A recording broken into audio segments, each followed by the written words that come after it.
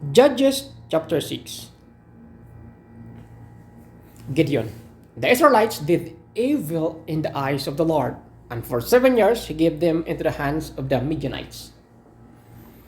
Because the power of Midian was so oppressive, the Israelites prepared shelter for themselves in mountain cliff, caves, and strongholds. Whenever the Israelites planted their crops, the Midianites, Amalekites, and other eastern peoples invaded the country. They camped on the land and drove in the crops all the way to Gaza and did not spare a living thing for Israel, neither sheep, nor cattle, nor donkeys. They came up with their livestock under tents like swarms of locusts. It was impossible to count them or their camels.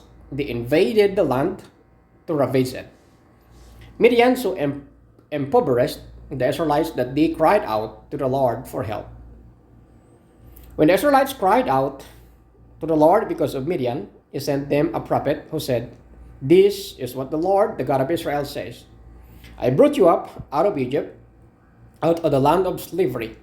I rescued you from the hand of the Egyptians, and I delivered you from the hand of all the oppressors.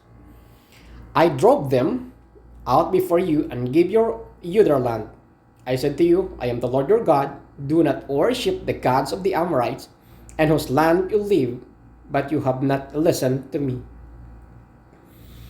The angel of the Lord came and sat down under the oak and Ophrah that belonged to Joash the Abizrite, where his son Gideon was threshing wheat and winepress to keep it from the Midianites. When the angel of the Lord appeared to the Gideon, he said, "The Lord is with you, mighty warrior." "Pardon me, my Lord," Gideon replied. "But if the Lord is with us, why has all this happened to us? But now the Lord has abandoned us and given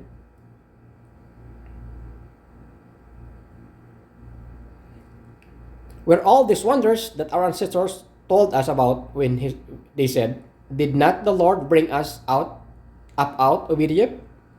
But now the Lord has abandoned us and given us into the hand of the Midian." The Lord turned him and said, "Go and the strength you have and save Israel out of Midian's hand. I am not sending you." "Pardon me, my Lord," Gideon replied. "But how can I save Israel?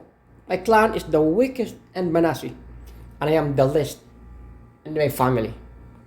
The Lord answered, "I will be with you, and you will strike down all the Midianites, living and alive." Gideon replied, "If now I have found favor in your eyes, give me a sign that it is really you taking to me. Please do not go away until I come back and bring my offering and set it before you." And the Lord said, "I will wait until you return." Gideon went inside, prepared a young goat, and from an ephah of flour and made bread with yeast, putting the meat in the basket and its broth in a pot. He brought them out and offered them to him under the oak.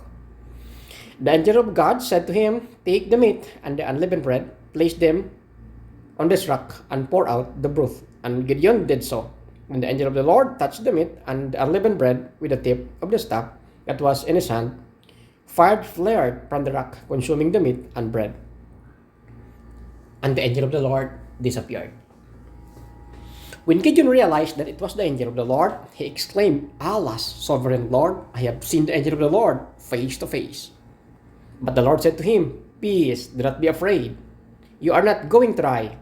So Gideon built an altar to the Lord there and called it, "The Lord is Peace." To this day it stands Ophrah of the Abarites.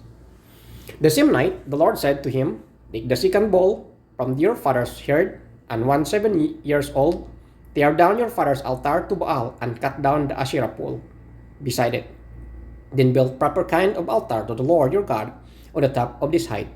Using the wood of the Asherah pole that you cut down, offer the second bull as a burnt offering." So Gideon took 10 of his servants and did as the Lord told him. But because he was afraid of his family and the townspeople, he did it at night rather than in the daytime. In the morning, when the people of town got up, there was Baal's altar demolished, with the Asherah pole beside it cut down and the second bull sacrificed on a newly built altar. They asked each other, "Who did this? When they carefully investigated, they were told Gideon, son of Joash, did it. The people of the town demanded of Joash, bringing out your son. He must die because he has broken down Baal's altar and cut down the Asherah pole beside it.